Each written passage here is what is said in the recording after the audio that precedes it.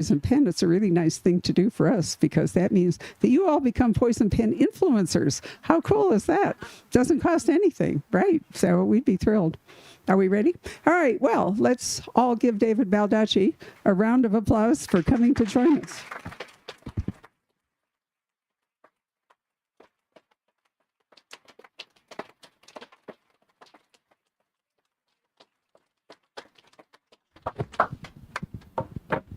It's a longer story than it looks like from back there, so it's great. It's so good to see you again. We were trying to figure out, do you remember the last time you were here? God, no. I just did the Kidney Foundation luncheon today, and they told me the last time I had done that was the year 2000.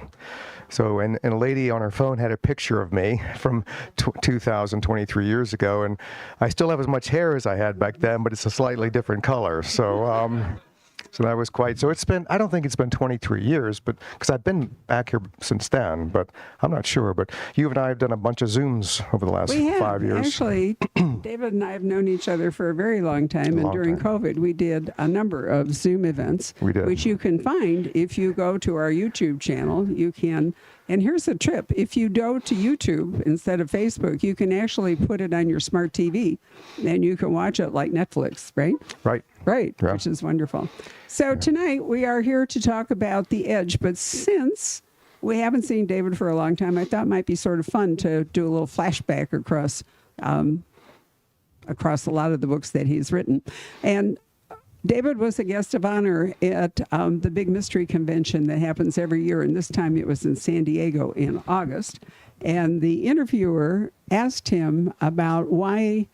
First, I guess the question was, are you ever going to revisit the Camel Club? Right. And your answer was?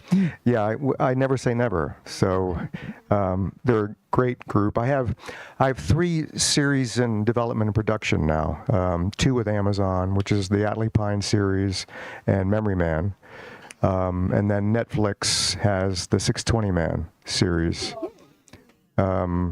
And the production company that set up the deal for the 620 Man, I went out there to meet with them, Ride Back. They do a lot of different stuff. They did the Lego movies and all. They made a bunch. They've done a lot of television and all, and they really want to be in business with me now. So they said, look, what other series do you have that hasn't been made yet that you would like to see made? And I said, well, Camel Club. And they said, we're already working on it, because that was the one they thought as well. So that they threw out I can't tell you, they threw out a couple of casting choices for Oliver Stone that actually I thought were pretty damn good. So yeah, the Camel Club I love those guys, and I haven't been to an event in the last 10 years where somebody didn't mention the Camel Club. I was at an event in Atlanta, and I was walking up to the podium and not looking out of the crowd, and I heard somebody scream out, "What do you think I want more of?" And I looked out, and this guy was standing in the middle of the crowd with a 10-foot metal pole, and he was holding this pole up, and there was something duct taped to the top, and I couldn't tell what it was. So, what do you want more of it? I blurted out, medication, But it turned out it was a stuffed camel, duct taped to the top of the pole, which is kind of clever, there we go. I don't know. I think it was a failure of imagination. He could have brought a real camel. He could have brought a real camel, Yeah, Then I would have written the book right then. So my experience in reading you over, let's see, when did Absolute Power, which is David's first thriller, when did it publish? 1996. 1996. 1996. Yep. So I started the store in 1989. I know, you just your 34th year. Right. So I have been able to read David in real time as the books have published. And what I've observed is that you have a story arc for some characters, and then something else gets your attention. It does. And the characters that you have been working on don't fit that story, and so you come up with a whole new thing. Yeah. I've been doing this a long time, written over, 50 novels, and one thing is imperative for me is to keep myself energized and fresh, but also, and the way to do that is to get myself out of any comfort zone I might be in, and the way to do that is to having to create brand new characters, brand new worlds, brand new plots, and so I can't just kind of become complacent about, okay, I've written 25 books about this character, I'll just kind of do the same sort of thing.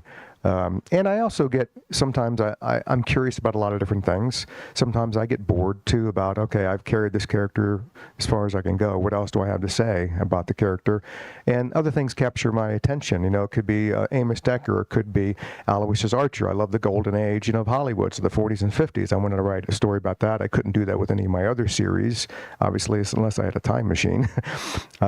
So that I sort of go where my interests direct me to go, and that keeps me sort of energized and fresh.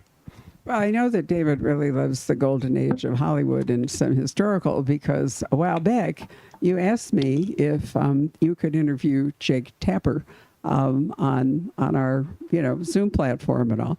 This is one of the scariest moments of my life, and it emphasized the wisdom of always reading the book before I embark upon an author interview, because I don't remember where you were, but we had it all ready, and then you couldn't log in. I couldn't log in. It would let you. I think what happened was that I logged in, then I had to log out for some reason. Then it said, okay, you've already logged in and logged out, so you're gone forever. And would not let me log back in. And so then poor Barbara sitting there with Jake Tapper, and she had to do the interview. Never met him, you know. I mean, I thought David was doing all the heavy lifting, but fortunately, I had not only read the book, but the other part, and I think this is an interesting thing about 20th century historical fiction. Jake was writing, I think that book was in the 1960s. Yes, it was. Yeah. Right. I went to high school with Ann Margaret. She and I used to sing together. And Jake was born in the 1970s, so he didn't know the 1960s, but I was actually out of college. So I knew more about the 1960s than Jake, which allowed me to have a much better discussion with him. But then he moved up. He's advancing in time, because I think the last book is in the 70s. In the 70s, yeah, so it's when he was alive. Right.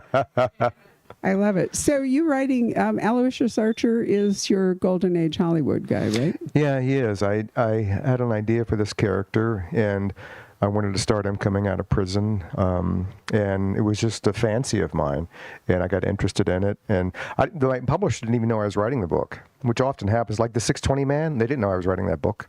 I was down in Florida riding my bike, and I'd read the Panama and Pandora Papers about $30 trillion of dark money floating around the world.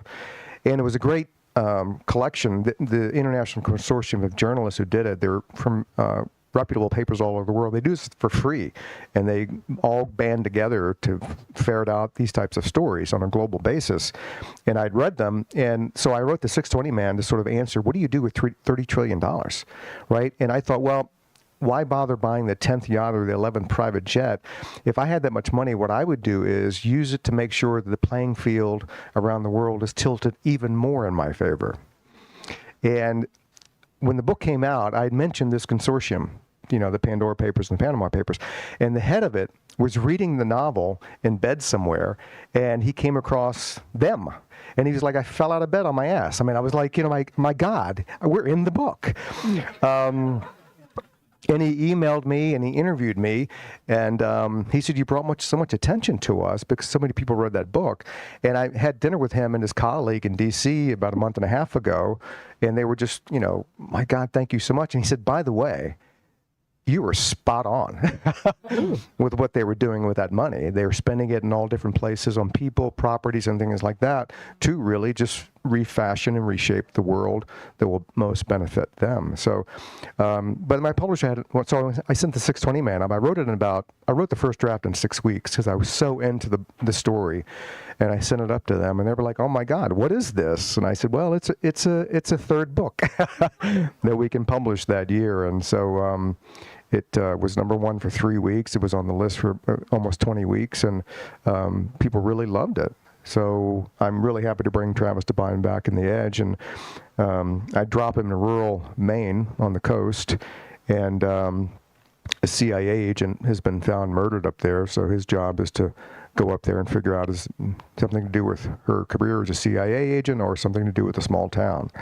And the opening scene is a train ride between Geneva and Milan. And let me just tell you, if you're not into this book by the end of that chapter, then there's no hope for you. because it's a flat out. It's like, holy cow, my God. Okay, I'm here. So, yeah. It's a wonderful story. There's actually somebody named Baldacci in the story. Yes. Right? Yes. My cousin John was governor of Maine. And he was also a congressman from Maine. So it was a shout out to my cousin, that one of the characters in the book, who was politically involved, had worked with him, and the Senator Angus King, who was also a governor way back. And so I thought, hey, I'm settling in Maine. I got to give a shout out to John. So I did.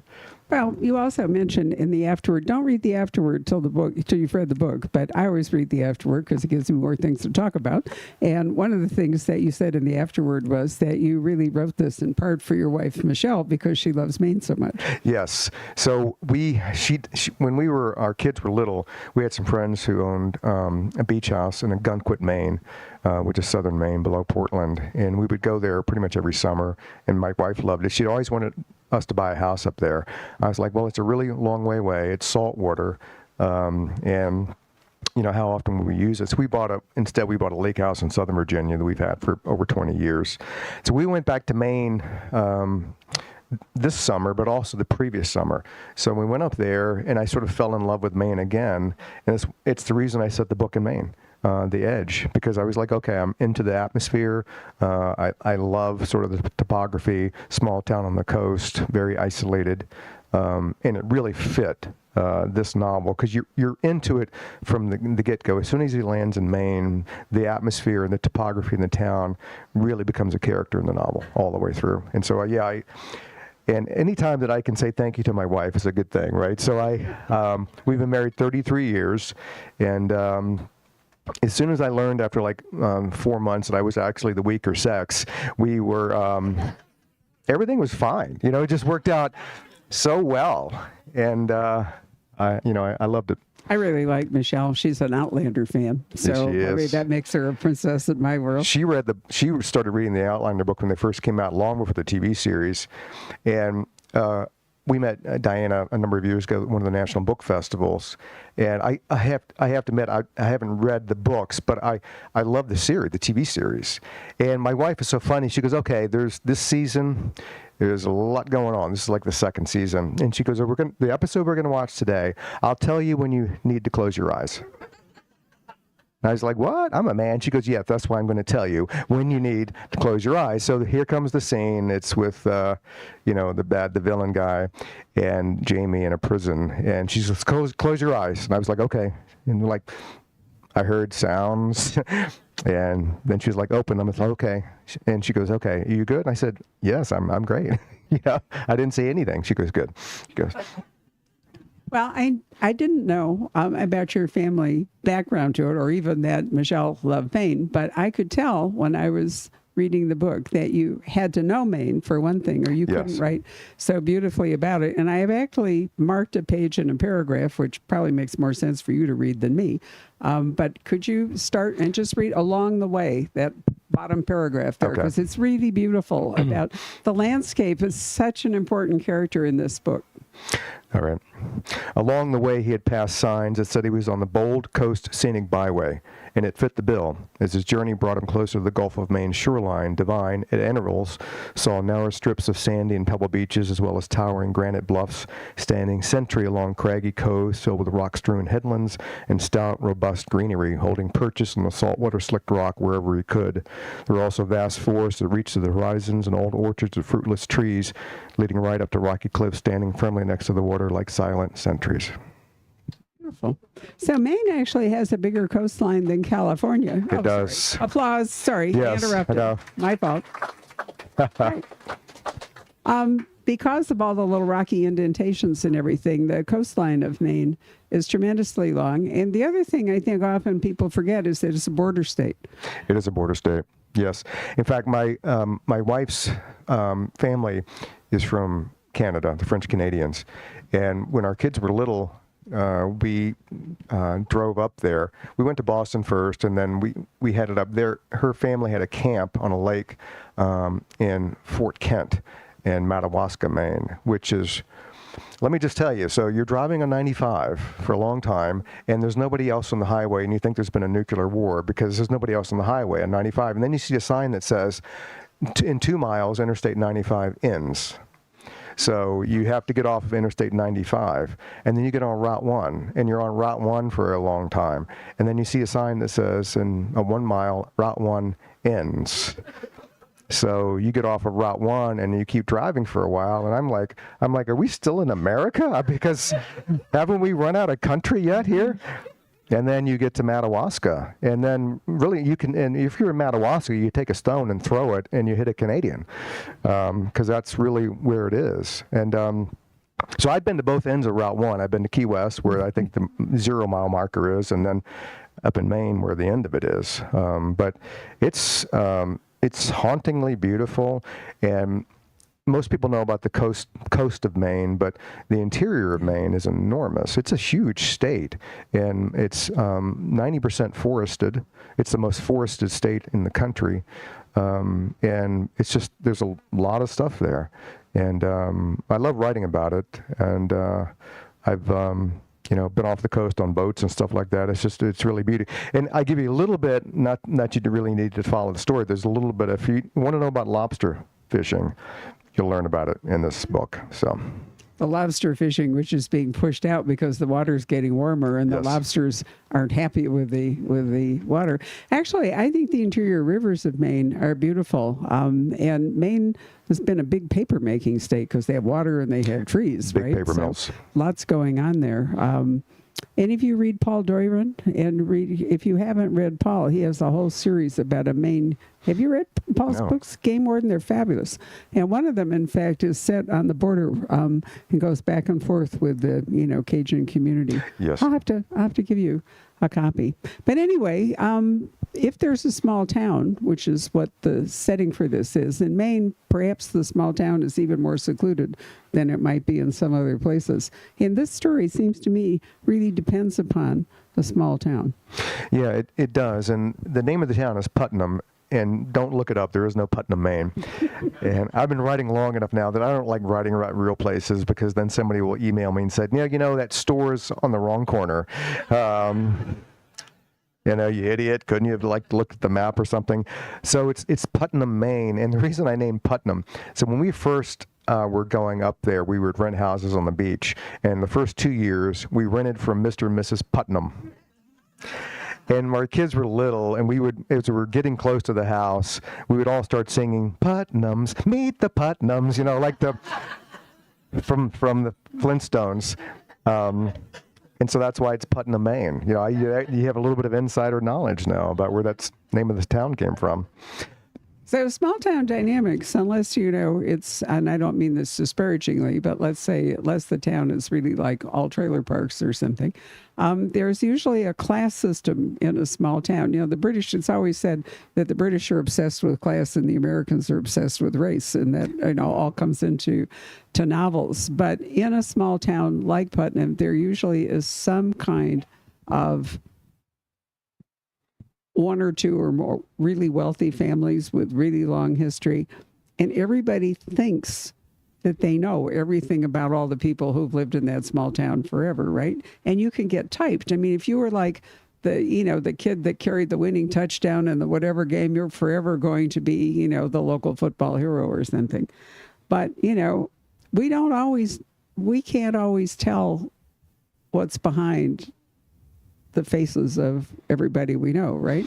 No, I don't want to give anything away in this book, so I'm hedging slightly. I know. It's, you can't really judge a book by its cover, no matter how much you think you might be able to. And also people change over time. People evolve, and I'm not saying that everybody gets evil as they get older, and that's not the case at all, but it's hard to read people sometimes. And I also like my other book, Simply Lies, that came out in the spring. It was a lot about, being online and the anonymity, where online, you can be anybody and anything you want to be with no accountability. And, most people are good people and all that, but it's tempting, when you get on and there's no accountability. I can be anything I want to be. Some people, they really push the envelope there. And that's where you have bullying and abuse and all that online. And part of me really thinks that like 1,000 years from now, you're going to have a team of digital archaeologists who are going to rummage through all this stuff if humankind is still here. And they're going to have a report they write up, and they're going to go before the tribunal, and all these people up there are going to be like, and so what is your report? Why was humankind almost destroyed 1,000 years ago, sir? And the guy's going to come and say, well, from what we could find out, there was this thing called Twitter. You mean X, formerly known as Twitter? X, formerly known as Twitter. And somehow it brought it all down. We don't know exactly how. Have you noticed that the media never actually says I've not seen it any other way. X, formerly known as Twitter. It's like the whole name now is X, formerly known as Twitter. Yeah, no. And then you're like, so what's the point? Exactly. Well, anyway, I brought up my comments there about small towns and secrets because sometimes we think a thriller has to have like geopolitical stakes, has to be the end of the nation as we know it, or it has to be an invasion. Well, that's even a horrible topic to discuss at the moment. But anyway, my point is that the stakes can be really high, just as high in a small town, and the secrets can be just as devastating to the people involved. So, David, you think of David as a thriller writer, and the fact that he's in this Putnam, Maine little town and all does not mean that it's not a thriller. Right. No, you're absolutely right about that. And big stakes can come from little things. So in this one, it's really a sort of a closeted community, and there are, a finite number of people. Nations are not going to be, fall to their knees because of the outcome, but people's lives are, and people you get to know really intimately well in this novel. So the stakes are very high just because people, hopefully you've grown to care about in the book, are at risk. And the life of one person, for me is high stakes. If I've allowed you to come to know the person and care about whether they live or die. So stakes are a funny thing. They don't have to, there doesn't have to be a nuclear bomb involved. There's sometimes, a bomb and 100,000 people who you've never met in your life is wiped out. That's a horrible thing. But losing someone you know and care about, just one person, probably has a bigger impact on you just because of that personal connection. We are human beings after all. So that's what you get in this novel. The stakes are high, and there's, people are at risk in this, and nobody's really safe, not even, the Travis Devine in this one. And that's what I liked about it. I like writing a very intimate story where I spend time on, letting the characters really grow upon you. And it was nice to bring him back in that way. It's different from the 620 Men, and the pace is relentless. It goes from page one. It's just boom. But I give you doses of that small town life and the lives that are in that town, which is why I sort of wanted to set it there instead of a big city like the 620 Man was in New York City, where 8 million people. But this place is very different. So sometimes I think the books that have the biggest effect on us are ones where we know the victim and we mourn the victim. I mean, I've often thought that the best books, you mourn the victim and occasionally you can empathize with the killer. Although if you have somebody like the main shooter, I don't know that empathy is going to come into play here. But in this book, the person is already dead when the 620 Man gets there. And so we only get to know her after the fact from what people have to say about her, what we learn about the job and all. And that's a harder trick, David, to make you really care about, somebody who we never actually get to know except through other people. Yeah, and it's also interesting that depending on who he talks to, he gets different opinions about her as well. We all have different opinions about the same person, Sure. Some people more positive, some are positive and negative, just for different reasons. So Travis Devine's job is sort of trying to piece all these fundamentally different viewpoints together to try to arrive at who this person actually was. Because knowing the victim sometimes leads you to who the killer might be. Because there are clues based on that. Most people, unfortunately, this murder is, 80% of the time done by someone you know. I know that's not a great thing to think about, but that's just sort of a proven fact. Random killings are very rare. That's also, I think, kind of a good thing, because random killings is sort of scary. Like, oh my God, if somebody's going to kill me, I'd like them to know me, right? So right. that's what you get. But we know from the outset that she worked for the government and she, had a spy career or whatever. So, the real question is, did somebody, follow her there? Was it her? And the obvious answer really is that it was her professional life that got her killed. Right. So I think that's an interesting, additional. And there's a couple of the things that I try to do in this novel is you see a softer side of Divine where there are frail human characters in this novel that he has to deal with. And he's not going to come in and just muscle everybody and use his skills as a former Army Ranger to control the narrative in this. It's just real people where he's not always best equipped to deal with their problems and issues. Right. And he has to sort of muddle through at the same time. And there's also, and usually in these books, somebody, is well-trained. He can kill anybody with his thumb. So, I wrote a scene in there where he could have done damage to other people easily. But he chose not to. He chose another way around because sometimes the best exit from a fight is to walk away from it. And he's thinking something. The reason I don't want to hurt these people is because I don't have to achieve the goal that I need to achieve. You almost never see that in these types of books. They just go and they kick everybody's ass and they walk away. But I just wanted to show the Divine.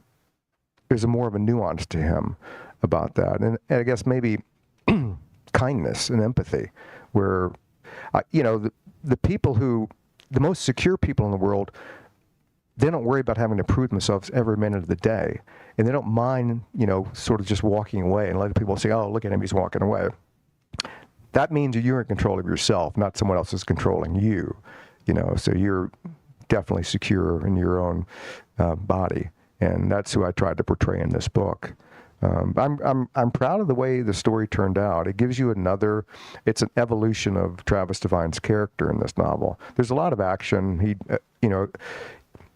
He gets through a lot of different scenarios and a lot of harrowing escapes. But there's also another side to him. There's a human side that you'll see in this novel in his interactions with some other characters in the book, particularly one.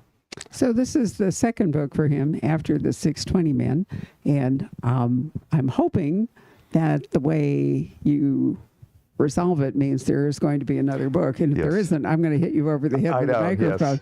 Yes. Because it's really nifty. You do sort of propel us forward to another time with Travis, the way this book ends up.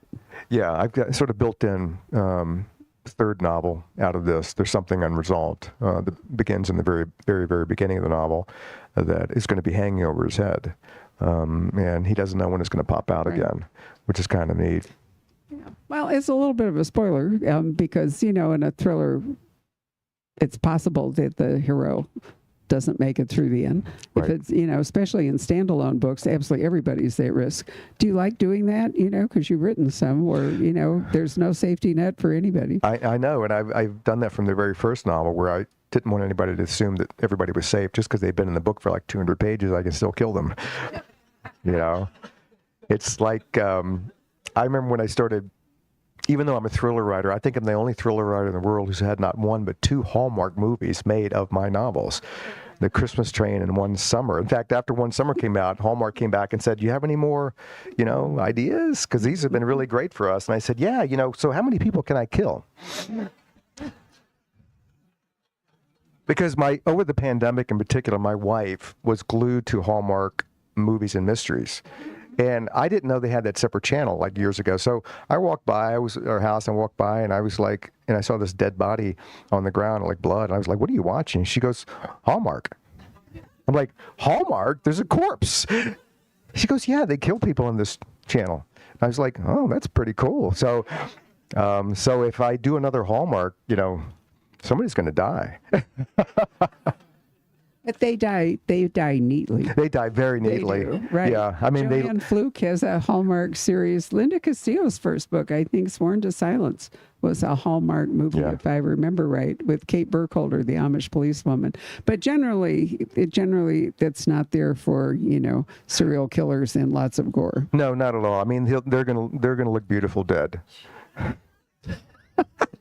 Boy, it's hard to top that line. Right. So David mentioned that, every once in a while there's a surprise book. Now, I've already talked to you about the reason there are these hard sell dates is so that everybody can schedule things. David is the disruptor because every once in a while I get a panicked email from his publisher saying, oh my God, there's another book. How are we going to work it in? And, so you do have sort of a normal schedule, one book in the fall, like usually November. Yeah. And for a long time, it's been one book in April. So it's been like you and John Sanford kind of tick-tock back and forth. I know, we have that. Yeah. Yes. Sometimes I have to work hard to keep the two of you from the same pub week. I know. Because I often am a traffic director and I will write to Putnam and say, no, it's David's pub date. You don't have to move, John. But then you throw in a book. Yeah, I know. It's and again, there's no plan for it. I write just for the sheer love of storytelling. So it's not like I have a schedule or a plan about what I'm going to write. And if something really grabs my interest, I will set aside what I'm working on and just go for it. And I've done that several times in my career where I've had a third book that nobody knew was going to be a book. And I didn't know until I sort of got gripped by it. So in April, the book's already done. I do my first sort of historical courtroom drama. It comes out in April. It's called A Calamity of Souls, and it's set in 1968 in Virginia. And I've been working on this novel for about 15 years, off and on. And if I remember for any book, it may be for this one, just because I really poured my heart and soul into this novel. I grew up in Richmond, Virginia, the old capital of the Confederacy. I grew up during Jim Crow. And a lot of the book is autobiographical. And but it's different in that it's the world as I saw it. It's not, covered up. It's not made pretty. It's not a nice bow. This is the world as I grew up at that time period. And I think the fact that I grew up in that place at that time is the reason I'm a writer today, because I grew up in a land where Lee, Jackson, Stewart, and Davis were revered. I had a very ethnic last name that no one could pronounce. And so I was very much the outsider looking in. I was sort of Harriet the Spy, in the old Confederacy. And that really, I don't know, I think that was a huge impact on my ending up eventually being a writer, because I was such an observer of that time period and everything that was going on in that world. It was a really complicated world, too. And I'd been given some thought to write this book for a long time, and finally I decided to just go for it. And publishers and all that said, this is by far the best thing you've ever written in your life. And because it's just very personal. It's a complicated courtroom. It is an incredible mystery. No one will figure out the end. I mean, no one, because I've had 20 people in publishing who read thousands of books, and they were all blown away. They're like, oh my God, never saw it coming. But the mystery and the courtroom thing, it's cool, and it allowed me to get back. And I was a trial lawyer for a long time, so being in the courtroom again was really neat, and all the tactics and strategies that go into that. But the mystery is not the primary component of this novel. It's the story of the people involved and the time period where it's set. 1968, for people of a certain age, it was one of the most tumultuous years in this country's history. For sure. Martin Luther King was assassinated. Bobby Kennedy was assassinated. The Vietnam War was heating up like crazy. We had the DNC convention in Chicago. The world was this country was falling apart. And I've drawn, I don't explicitly say it, I just put it out there and people can make their own conclusions, but there are some parallels that you can draw between 1968 and what's going on today. So that was a novel my publisher wasn't expecting. They had no idea I was writing it. And when I turned it in, they were like, oh my God, what is this? And I said, well, it's just something I've been working on. So here it is. There it is. But that's just kind of that's how I roll writing. I just, things that grab me, I go for it. So Virginia's an interesting state in legal terms. David is a Virginia attorney. I read the law in Virginia, and I can still remember how fascinated I was when trolling through whatever. The Supreme Court case that Virginia had an anti-miscegenation statute, meaning that people of different races could not marry each other, primarily black and white. Yes. And a brave couple took their marriage, or their wanting to be, I can't remember, I think they were married, all the way to the Supreme Court. And I've always loved this. I mean, there's hardly ever any humor in a Supreme Court docket or reading the Supreme Court decisions. But the name of the case, which I truly love, that blew away that law in Virginia and made it legal for people of other races to marry. It's called Loving versus Virginia. And I mean, the man's name was Loving. Yep, but I mean, I've always thought that's the only funny Supreme Court. I know. And that case is, I mentioned that case in the Calamity of Souls. I bet you do. In 1967, Virginia relied on the 10th Amendment, which basically is anything the Constitution doesn't say goes to the federal courts or the federal power system, government, goes back to the states, and states can decide. And the NAACP lawyers argued under the 14th Equal Protection Clause that shouldn't you be allowed to marry whomever you love? And so the 14th Amendment in that case trumped the 10th Amendment. And it was, and again, it was like one of the most wonderful ironies that his name was Loving. So the Lovings moved to Virginia and lived out their lives, happily married. And Virginia set the standard for that. And then once that case was decided, all other 49 states, if whoever you loved, you could actually marry. If you were a different race, it didn't matter anymore. But when you think about it, 1967. It's not 100 years ago, no. And you think in 1967, a black cannot marry a white person. So I call that sort of recent history.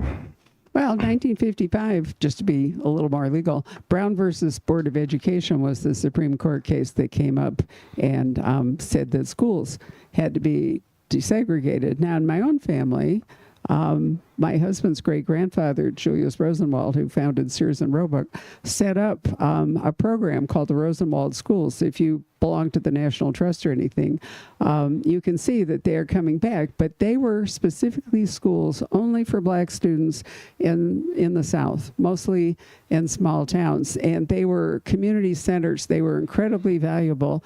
And I think Brown versus Education was very poorly drafted because, unfortunately, the way they wrote it, not only did white schools have to desegregate, but the Rosenwald schools could no longer exist because they were restricted to black students and no white students could go.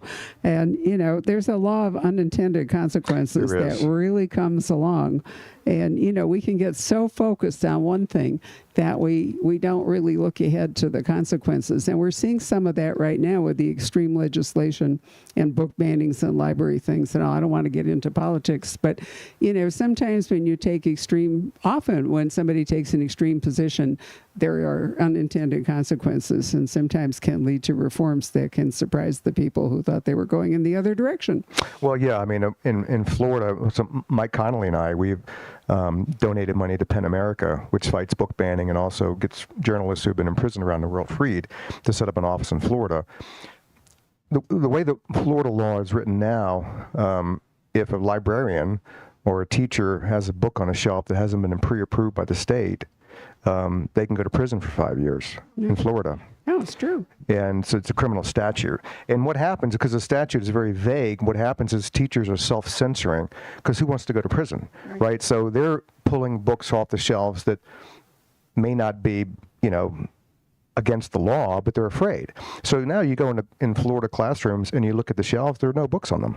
Or they have cardboard covers over the shelves so the students can't see the books that are there.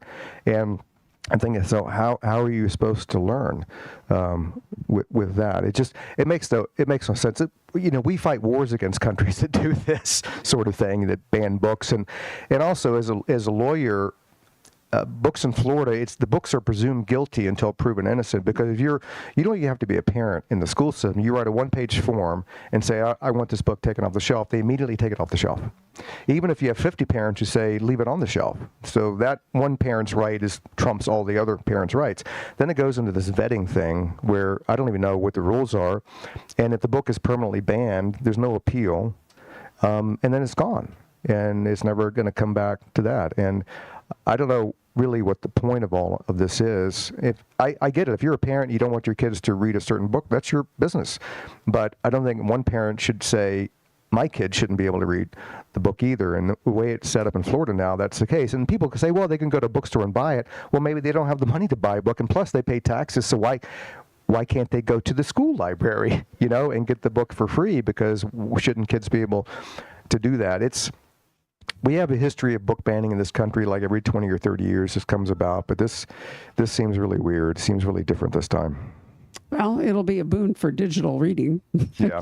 They forget that part, so we'll see. Well, on that cheerful note, why don't we take questions from the audience, David? I look forward to that. Yep. You called them. Yes.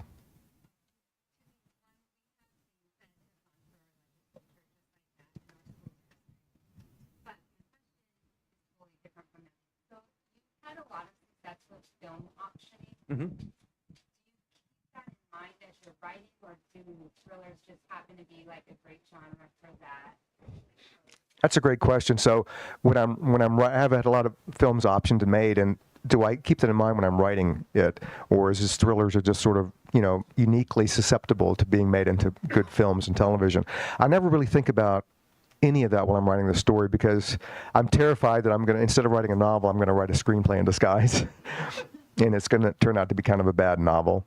I just try to write the stories that appeal to me and fascinate me, and I'm hoping that if they fascinate me, they'll fascinate all of you. And then people in the film world are just looking for good stories with compelling characters. And that's what I try to write with all of my stories. So they will come to me and they'll like, this is great, because it's exciting and it opens a world that most people don't know about, and the characters are people that people care about, and let's go ahead and do it. So I think it's more of that. It's just, it could be the genre. It's also the way that I tell my stories. I just write about things that I hope people care about. And with all the stuff that I've had, all the streaming platforms and the networks need a lot of content now. The pandemic kind of blew everything up, and the writer's strike, and then the actor strike, which is still going on. They need content, and I have a lot of content. And once it starts to roll, it starts to really roll. So now we're just getting offers left and right of them wanting to adapt certain of my stuff. But I try not to think about it. And one, because it's such a long shot that it's going to get made into something. So why even bother? So I never sit down and think, okay, I'm going to write this character with Brad Pitt in mind, because it's just not happening, Yes, ma'am. Do you choose your audiobook narrators? The 620 Man, he was fantastic. I do choose them all, the narrators for the audiobooks, and he was fantastic. That was one of the best casts for the 620 Man. They just nailed it all the way through. So they will audition. They'll send audition digital files, and I'll listen to them. They'll give me like 3 picks for the male, 3 picks for the female, and they have a third narrator couple. And I'll listen to them all, and I say, okay, this one, and this one. Because it's really important. I mean, the downloads are really popular. Anything tied to a phone these days, my God, So it's important. And I don't want to get just people who are reading the material. I want to get people who are performing the material to give you more of an emotional edge than I can give you just by the written word. They sort of breathe life into the material, so I want to take full advantage of that. Yes, ma'am, right back there. How did you ever come up with Amos Decker and his interesting medical history? I know. Yeah. So how did I come up with Amos Decker and his medical history? So years ago, I read a book called Born on a Blue Tuesday, which is about a guy who had both synesthesia, and so he associated days of the week with color. So Tuesday for him was his vivid blue. And he also had hyperthymesia, perfect recall. And he had a traumatic brain injury. There are 2 ways to get hyperthymesia, TBI, or you're born with it. I would favor being born with it rather than getting a traumatic brain injury. And I thought, well, the mind is fascinating. So the mind is damaged. It rewires around the damaged area so it can keep functioning. But by doing that, it taps into areas of the brain we don't normally take advantage of. But it can also change your personality and make you a different person in the same body. How fascinating is that? So I thought if I can construct a detective who perfect recall would be a great attribute, but at the same time give him all this baggage of he's lost who he was, but he still has to live in the same body, and he's sort of vaguely aware of who he used to be, and it makes him he's an annoying guy, and he makes people upset. He walks out in the middle of sentences. He has no filter. He says stuff that people are like, oh my God, But he was a challenge to create, because can I make people like him, with all of those traits to him? But he's one of my I love him. I love him, and Amazon is really excited. And I can't tell you the name, but I have to say that one of the actors that you would know, that they said, what about this guy? And usually when they say, what about this guy? I'm like, oh my God, no. But when they said, what about this guy? I was like, oh my God, yeah. He could, because Amos Decker is a uniquely challenging casting call. He's just, he's not a lot of people can fill those shoes. So that's where it came from. Just because and that's, ideas are learning about stuff. So I read that book and it made me think. And so you never know where ideas are going to come from. So the more you read, the more you go out, the more people you see, the more places you visit, ideas come from everywhere. I get up every day and I walk out the door. That's where my ideas come from. Yes, sir. Yes.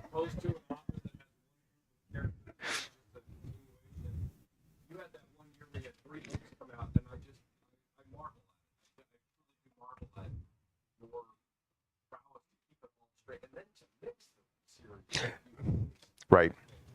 Well, I appreciate that very much, and I'll pay you the $20 later. But I know. I'm just a working writer. What can I say? It's really just, I live in that world, and I immerse myself in that world. So it's easy for me to keep everything straight in my mind, because it's almost like I birthed all of these characters. I know everything about them.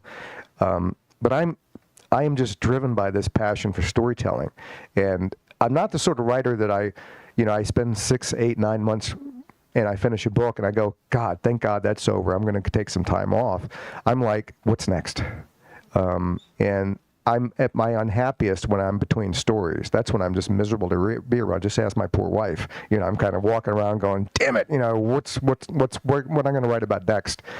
Because that's my whole life has been storytelling. It's not a job or a hobby or even a passion. It's what I identify as. So I just do it all the time. I never turn it off. And there's never a vacation, because I feel like my whole life is a vacation. Because, when my daughter was little, she had no idea what I did for a living.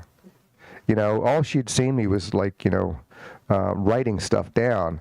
And she never wanted me to come to Parents' Career Day at school, because she was like, first of all, Dad, she's like 5. First of all, Dad, you can't write in the books. Okay? You write your names in the books in the library, you're going to get a detention.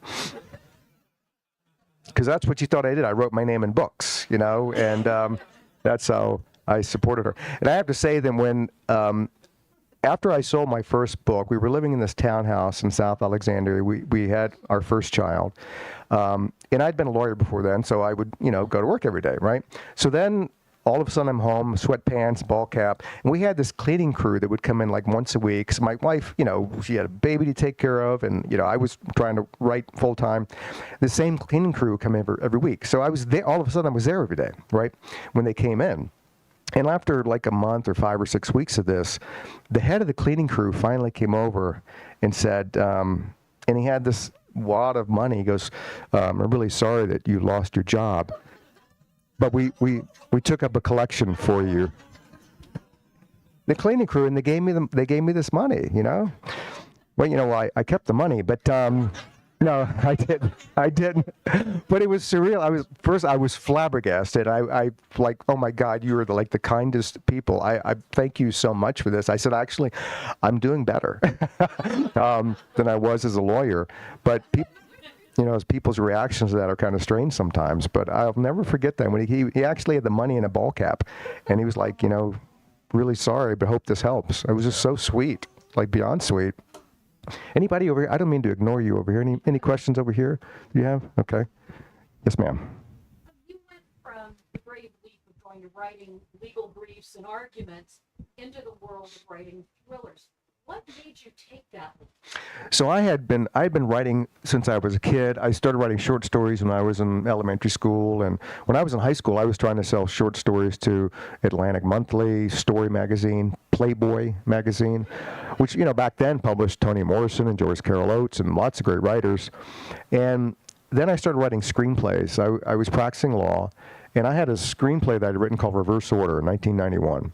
And Reverse Order was Die Hard in the White House in 1991, long before they had the movies about the White House people. And I got an agent in L.A., and he was making the rounds, and there was a lot of good feedback, a lot of good coverage. And I joined this big firm, and I'd flown up to Islip, New York, to go with a team of lawyers. I'd been a trial lawyer, but now they wanted me to do more corporate work. So I went up there with a team of lawyers. Our client was buying a bunch of banks, right? Big acquisition. And they sent us up there to review bank ground leases. If you ever have trouble sleeping, I would forget the Ambien. You just pull out a bank ground lease, and after the second paragraph, you'll be soundly asleep. So I did that, for like 2 days, and my agent is calling me, and everything's looking great. Warner Brothers is loving it, blah, blah, blah. And then I get back to the hotel, and it's like midnight. Because of the time difference, my agent called and said, Warner's eventually passed on it, and because it's such a herd mentality out there, all the other studios thought something must be wrong with it, so everybody passed on it. I'm really sorry, didn't sell. So I remember looking out the window of that hotel and thinking, I've been doing this for, 15 years, and I have really nothing to show for it. Maybe I'm not going to get that break. And I could have just said, screw it, I'll just be a lawyer from now on. But I went back to D.C., and I was riding my bike one day, and my law office was near the White House. And sometimes I'd see the presidential motorcade leave as I was walking by, and you see the Secret Service everywhere. And I was a history buff, so I'd read about JFK and all the affairs he had while he was president, and about the secret tunnels between the White House and the Treasury Department and the old executive office building. And then I thought, well, gee, what if a president had an affair and it went wrong, and someone ended up dying, and the Secret Service had to protect that life. They had to kill someone who's actually an innocent person. And that's a pretty cool moral conundrum, right? So I just got totally wrapped up, and I spent 3 years of my life while I was practicing law writing that novel. And then that was Absolute Power. And that book changed my entire life. I could have never written it, but I went back home and I realized that how can you walk away from something? It would be like walking away from yourself. So I just decided, this sounds like a cool story. Let me see if I can do it. And I did. I sent it up to, like 7 agents with a little query letter and the entire manuscript. And I was hoping one of them would, write back and say, yeah, write something else. We'll see, if it's any good. And 6 of the 7 agents wrote back and said, we'd love to be your agent. And I went up to New York and interviewed them. And I picked the agent that I still have to this day. And it's been a great partnership. And I remember the 7th agent who passed on it. I met him in a some publishing event years later, and he came up to me and he said, first of all, congratulations on your success. Second of all, you're the biggest effing mistake I've ever made.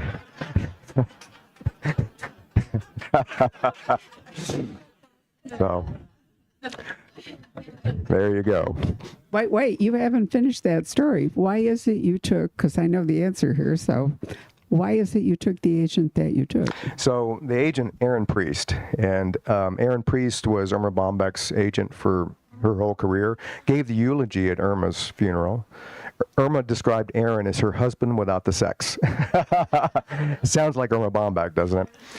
So Erin, when I met with Erin, he said, look, quite frankly, I know you're meeting with all these other agents. Anybody can sell this book. It's really good. Anybody can sell it. But if this is the only book you have to write, I'm not sure I want to represent you, because I don't represent books. I represent careers. And every writer that's ever been with him has been with him for pretty much ever. So I said, I have a lot of books that I want to write. And he said, well, if that's the case, you belong here.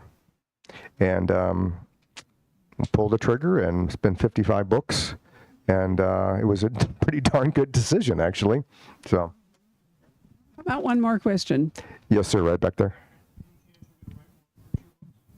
More Archer books. Yes, I am, because, I'm set him up now. He's, a full-fledged detective in the City of Angels.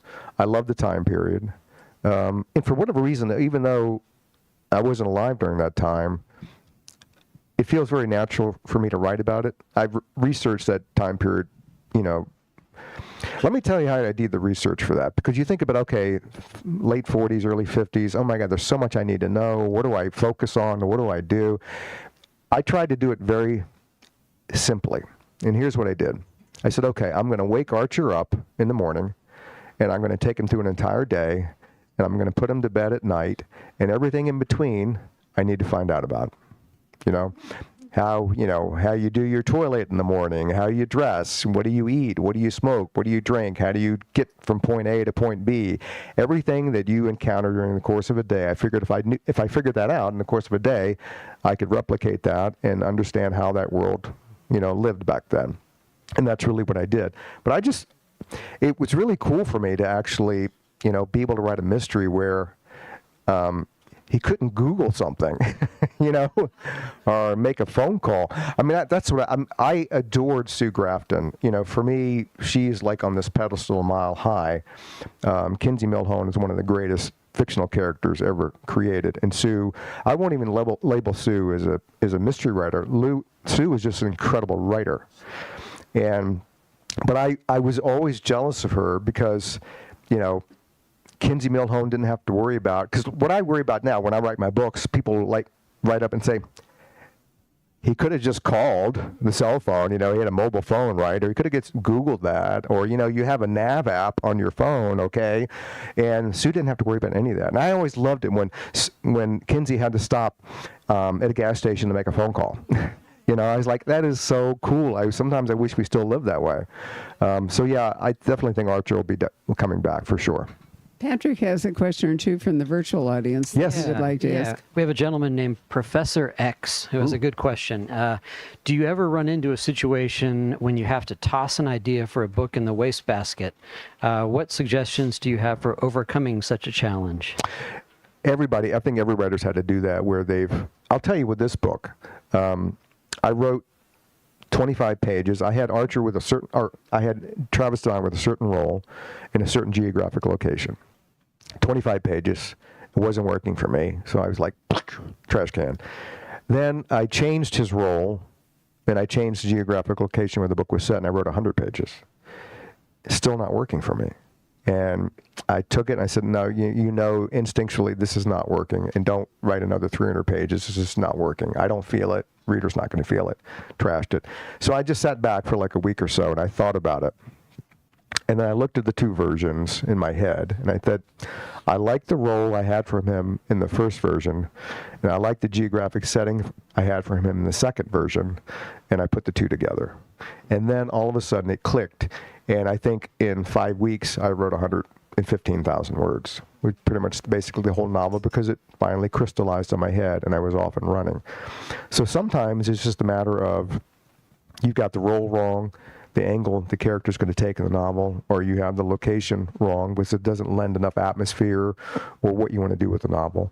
And for me, the fix was I combined the two together, and that worked. But I would just say don't beat your head against the wall. Don't think that writing more pages is going to solve the problem.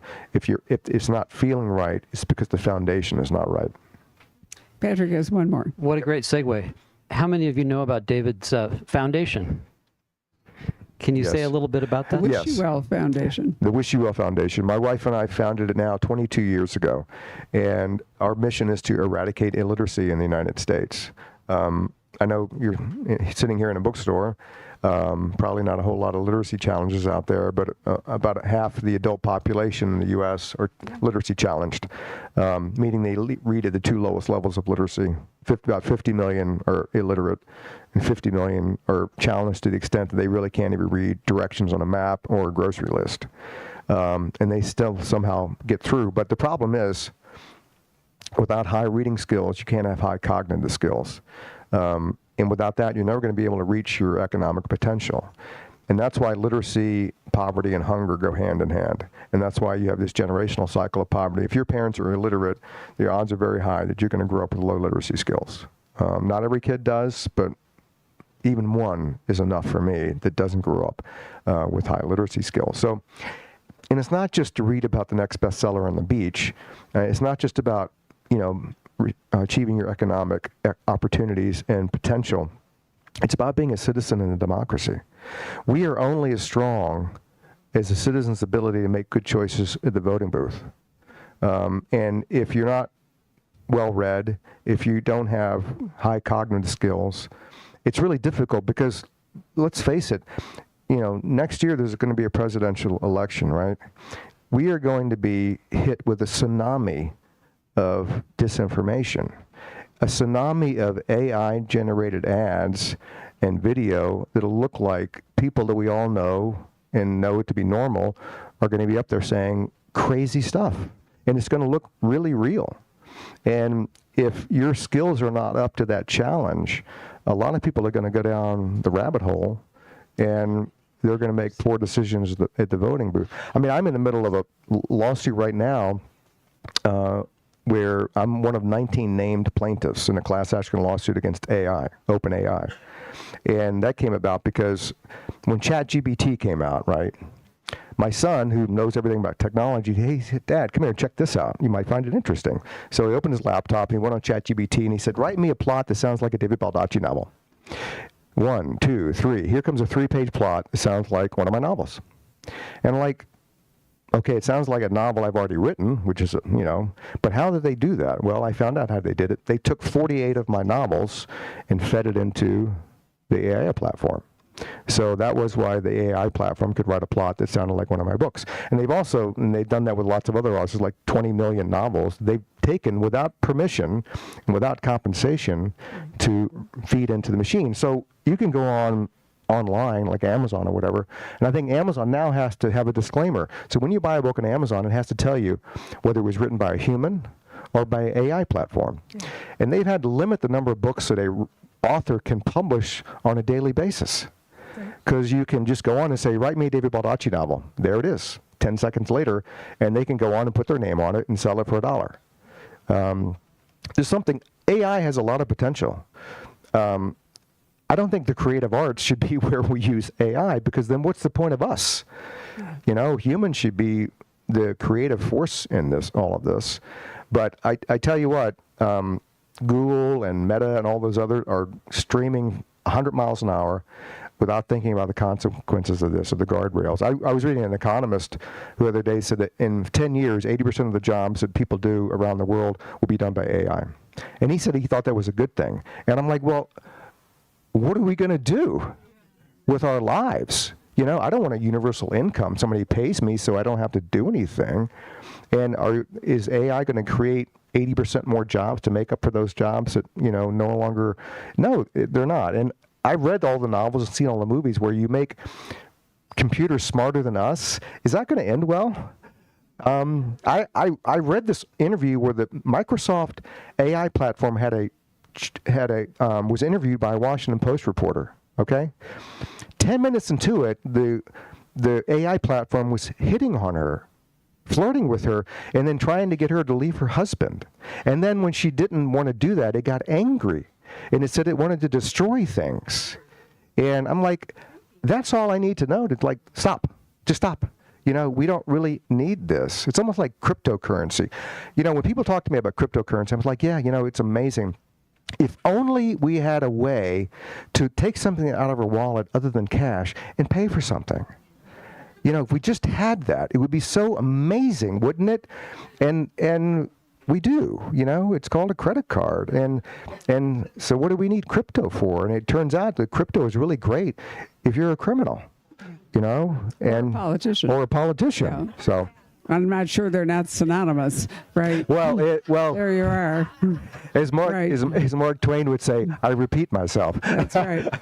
Absolute Power was a book that, there was always a kind of taboo for many years in crime fiction. The police chief was never going to be the criminal, and the president was never actually going to be the criminal. I know. David broke new ground with all that. I did. When my British publisher re-released a new edition of Absolute Power, who knew it would be true? Yeah, yes. And a little tagline on blurb, and it says, "You can't even trust the president," on the bottom of it. So, all right, gotcha. So we've come to the moment. First, let's thank David for a wonderful conversation. Thank you very much. Thank you very much. Yeah. Very kind. And we appreciate your being here. So I like to give away a copy of a book not yet published, but this is my advanced reading copy. And curiously enough, Tess Gerritsen has written a book about the Spy Coast, which basically takes place in a small town in Maine. There we go. Where a spy is killed. And then, I mean, I've told David, this is just, it's so fascinating. They're completely different books. You know, there's no AI involved in all this, but equally fascinating. And Tess will be here on November 14th. This is the start of a new series. So if you get this, you can get it, come back and get it autographed. You just come here and talk to Ted. Talk to Tess. So what you said, 62? Right. So that's right. It actually is the day that David's book publishes, is the day that Tess' book's published, and she will be here. So you have a number. Those of you who bought a book should have a number between 0 and 62. So, David, I'm going to ask you to pick a number between 0 and 62, and then we will give this away. Okay. I was never really good at math, but I'll do my best. Let's see. I will say 51. You have to be here to win. So if nobody is number 51, it should be on your slip, wherever your slip is. It's you. There you go. Congratulations. Wonderful. And now, because I can't actually give you a book, but I can give away my advanced reading copy. Yes, you can.